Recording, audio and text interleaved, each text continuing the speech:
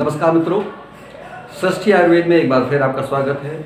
वंदन है, अभिनंदन। दोस्तों, अभी हम जिस श्रृंखला पर काम कर रहे हैं वह है हस्तमैथुन और उसके कारण होने वाली परेशानियों का निजात घर बैठे कैसे करें।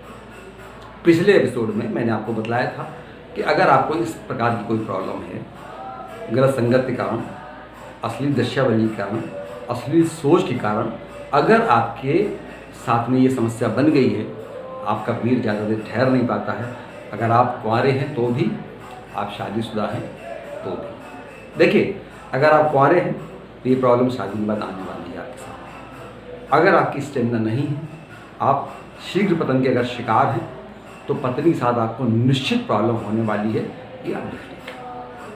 अब समस्या है तो दुनिया में समाधान भी है।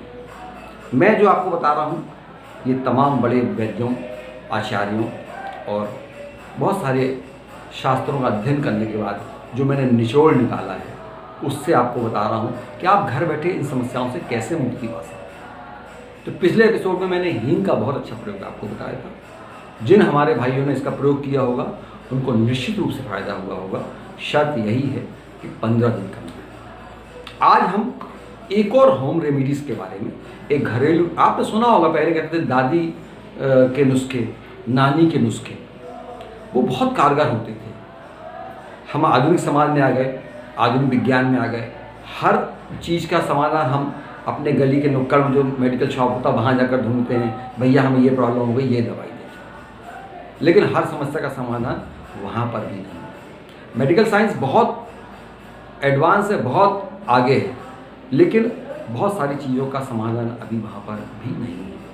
अभी जैसे आप कोरोना वायरस चल रहा है, मेडिकल के पास अभी कोई उसका इलाज नहीं है, लेकिन प्रयासरत है। लेकिन हम जिस समस्या की बात कर रहे हैं, शीघ्र पतन की, इसके बारे में बहुत शोध हो चुका है और बहुत सारी दवाइयाँ जो हमारे घरेलू नुस्खों में हैं वो मिल चुकी है। तो आज हम आपको एक दूसरा नुस्खा बताने जा रहे हैं। अगर आपके जीवन में ये समस्या है, किसी भी प्रकार से आप इससे पीड़ित हैं, आपका शीघ्र पतन हो जाता है, आपको सोते समय वीर्य निकल जाता है, या आप पेशाब करते हैं तो पेशाब में एक लसलसापन आता है, तो आप ये समझ लीजिए कि आपको ये समस्या हो चुकी है। एक बात और आपको बताना चाहूँगा, कई युवाओं के मन में, भाइयों के मन में ये शंका आ सकती है कि भाई हम कैसे समझें कि हम इस समस्या के शिकार हैं।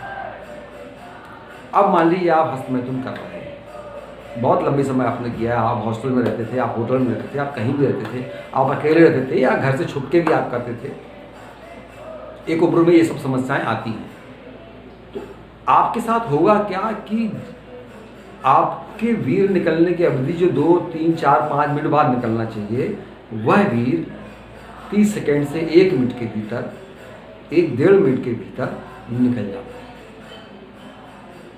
और जब आप पत्नी के पास जाते हैं, आपकी शादी होती है, आप अपने पार्टनर के पास जाते हैं, तो आपको शर्मिंदगी होती है, उससे नज़र नहीं मिलाया जाता, क्योंकि ये भोग जो है, जितना आप उसका सुख चाहते हैं उतना पत्नी भी चाहती है। जितनी जल्दी आप उत्तेजित हो जाते हैं उतनी जल्दी पत्नी नहीं हो पाती है। तो उसको आपसे 16 गुना ज़्यादा समय लगता है, लेकिन 16 टाइम ज़्यादा उसको आनंद भी मिलता है, लेकिन तब जब आप उसको संतुष्ट कर पाएँ। अब होता क्या है कि अगर आप हस्तमैथुन बहुत ज़्यादा कर लिया है तो आपकी स्टेमिना नहीं रहेगी, आपको शर्मिंदगी उठाएगी।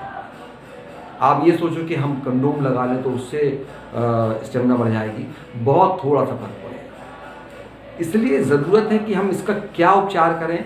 ज़रूरत है कि जो लिंग की चमड़ी है उसमें जो सेंसिटिविटी बढ़ गई है उसको पहले मरम्मत करना है। लिंग की जो नसें हैं जो तुरंत वीर को बाहर ढकेल देती हैं, उनको कंट्रोल करना। होता क्या है, लिंग की सेंसिटिविटी इतनी ज़्यादा बढ़ जाती है कि थोड़ी सी उत्तेजना हुई और वीरपात हो जाता है। नसें इतनी ढीली हो जाती हैं कि वीर को रोक नहीं पाती। जैसे एक मजबूत वृक्ष जो नदी के आसपास लगा रहता है, वो मिट्टी को बांधे रखता है। इसी प्रकार से जब नसें मजबूत रहती हैं तो वीर को वो बांधे रखते हैं। आप विदेशी पॉर्न फिल्मों को देखकर आपको लगता है कि ये ऐसा होता होगा, इतनी स्टेमिना होती है, तो वो भूल जाइए। वो बहुत सारी दवाइयाँ, बहुत सारे इंजेक्शन का सहारा लेकर वो फिल्में बनती हैं। आप उससे कभी कंपैरिजन मत कीजिए, तो आप बहुत बड़े गड्ढे में गिर जाएंगे। एक नॉर्मल लाइफ में एक जो सेक्स का सुख है वो 2 से 5 मिनट का है, उसी के बीच में आपको सब कुछ करना है। आज मैं आपको जो रेमेडी बताने वाला हूँ वो भी बिल्कुल घरेलू। स्क्रीन पर आपको अभी दिखाया जा रहा है कायफल। कायफल एक जड़ी आती है, एक बीज होता है, वह आपको लेना है। पहली बार हमने हींग का बताया था। अगर हींग आपको उपलब्ध नहीं है तो कायफल बाजार से मिल जाएगा, किराने की दुकान में मिल जाएगा, पंसारी की दुकान में मिल जाएगा। आप कायफल को लेकर आइए। कायफल को ठीक वैसे प्रोसीजर से जैसा मैंने पिछले एपिसोड में आपको बताया था, आपको क्या करना है, एक पत्थर लेकर पानी में उसको घिस लेना है। कड़ा होता है, पानी में घिसेंगे तो घिस जाएगा। थोड़ा सा आपको प्रयास करना पड़ेगा और अच्छा खासा लेप निकलना है। आपको इतना लेप बनाना है कि आप उसको लिंग के चारों ओर अच्छे से लगा सकें। सिर्फ इतना ही प्रोसीजर करना है और इससे आप इतनी बड़ी समस्या से निजात पा जाएंगे। अपने भाई पर विश्वास कीजिए। मात्र 15 दिन में, ज़्यादा करें कोई बुराई नहीं, लेकिन 15 दिन से कम बिल्कुल नहीं। करना क्या है, सबसे पहले तो मन में संकल्प कर लें कि मैं 15 दिन अश्लील साहित्य, अश्लील चिंतन, अश्लील मित्रवली और अश्लील दृश्य बिल्कुल नहीं देखूंगा। एक बात और मैं बता दूं, मैंने पिछले एपिसोड में बताई थी बहुत महत्वपूर्ण बात कि चित्र बहुत देर नहीं देखेंगे आप, साहित्य बहुत देर नहीं पढ़ेंगे आप, लेकिन चिंतन जो है, यार कोई सुंदर स्त्री दिख गई कि अब तो कैसे पाएं, कोई सुंदर लड़की दिख गई से दोस्ती कैसे करें, ये 24 घंटे चलता है। अगर इसमें अश्लीलता जुड़ गई, इसको कैसे हासिल करें, तो आपके दिमाग में उसके शरीर के अंगों का चित्रण होने लगेगा। और यही जब आप सोच का ये लेवल आ जाता है तो आपका वीर अपनी जगह से निकलने लगता है। अब आप कैसे जानेंगे, 2 चीज़ें आपको बता दूं। आप कैसे जानेंगे सीढ़ी पतन हो रहा है, ये मैं आपको बता। दूसरी चीज़ ये कैसे जानेंगे कि इसके कारण ये मुझे प्रॉब्लम होने लगी है। जब भी आप ऐसी फिल्में देखेंगे, ऐसे चिंतन करेंगे, आप पाएंगे जब आप पेशाब करने जाते हैं तो आपके पेशाब में एक लसलसापन आता है, कुछ गाढ़ापन सा आता है और आपको कमजोरी महसूस होने लगती है, आपको थकान महसूस होने लगती है। जब जरूरत से ज़्यादा करने लगते हैं तो आपकी आंखों के सामने अंधेरा छाने लगता है। इस सबसे आप पौष्टिक भोजन लीजिए, आप दूध लीजिए, अनार लीजिए, केला लीजिए, मेवे लीजिए, सब खाइए, लेकिन उस जो संवेदनशीलता बढ़ गई है उसको घटाने के लिए आपको ये करना है, कायफल लेना है। आपको स्क्रीन पर दिखाया जा रहा है। बिल्कुल निराश ना हो, दुनिया में अगर समस्या है समाधान है। कायफल को लेकर रात को एक पत्थर लेकर घिस लें और अपनी लिंग के चारों तरफ कैलेंडर में निशान लगा लें कि आज से मैं शुरू कर रहा हूँ और मुझे 15 दिन इसको करना है। लिंग के चारों तरफ लेप को लगा लें, आगे का हिस्सा छोड़ दें, उसको कुछ सूखने दें। जब भाई लेप सूखता है तो चमड़ी का हल्का सा कड़ापन, जैसे टाइट हो रही है चमड़ी, यही इलाज है। प्रकृति अपने तरीके से काम करती है, आप उसको मौका तो दें। एक दिन ये लगाएं, आराम से भगवान का नाम लें और सो जाएं।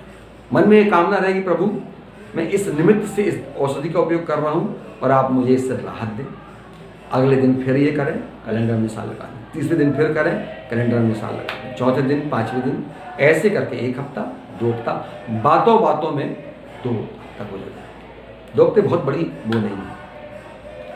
आपकी ज़िंदगी की 15-20 साल हो गए, 50 साल हो गए, जिस एज में आप इस प्रोग्राम को देख रहे हैं, 2 हफ्ते आप अपने लिए दे सकते हैं ना। सिर्फ 2 हफ्ते आपको देना है। 2 हफ्ते में आपकी चमड़ी का जो ढीलापन है, सेंसिटिविटी बढ़ गई है, नसों में जो ढीलापन आ गया है, जो वीर को रोक नहीं पा रही है, उसमें निश्चित रूप से फायदा होगा। ये सब फायदे आपको होने वाले हैं। लेकिन ईमानदारी से 15 दिन आपको अश्लील चिंतन बिल्कुल नहीं करना है कि हम इसको आजमा के देखें 5 दिन में क्या असर होगा, हमारी स्टेमिना बढ़ी कि नहीं, हमें स्तंभन शक्ति बढ़ी, नहीं, बिल्कुल नहीं। 15 दिन आपको बिल्कुल दृढ़ निश्चय होगा कि नहीं, मुझे इस समस्या पर विजय पाना है। और ज़्यादा आप कर सकते हैं, 15 से 20 दिन कर सकते हैं, कोई समस्या नहीं। लेकिन कम से कम लेस देन 15 डेज आपको करना ही है। अगर आपने ये 15 दिन किया तो निश्चित जानिए, ये कोई मैं पढ़ी पढ़ाई बात नहीं बोल रहा हूँ, हजारों लोगों का आजमाया हुआ है। कई वैद्यों का, हमारे जो गुरु थे बड़े, उनका बताया हुआ है। हम जब बचपन में इनको सुनते रहते थे, आज मुझे लगा कि ये सब अपने भाइयों से शेयर करना चाहिए, क्योंकि ये समस्या ऐसी है। आपने कई जगह विज्ञापन पढ़ा होगा कि कह भी नहीं सकता और सह भी नहीं सकता। तो यही होता है, आप किसी से नहीं कह पाते, आप पिता से नहीं बोलेंगे, भाई से नहीं बोलेंगे, माँ से नहीं बोलेंगे, अपने छोटे से नहीं बोलेंगे, कई बार डॉक्टर के पास नहीं जा पाते, इसका इलाज ही बहुत महंगा है। इसलिए आपको लाइलाज नहीं है शीघ्र पतन, ये याद रखिए मंत्र मेरा, लाइलाज नहीं है, लाइलाज कोई बीमारी नहीं है। आगे के एपिसोड्स में मैं आपको इसके निजात पाने के लिए और भी तरीके बताऊंगा कि कैसे आप इस समस्या से निजात पा सकते हैं। आप हमसे जुड़े रहिए।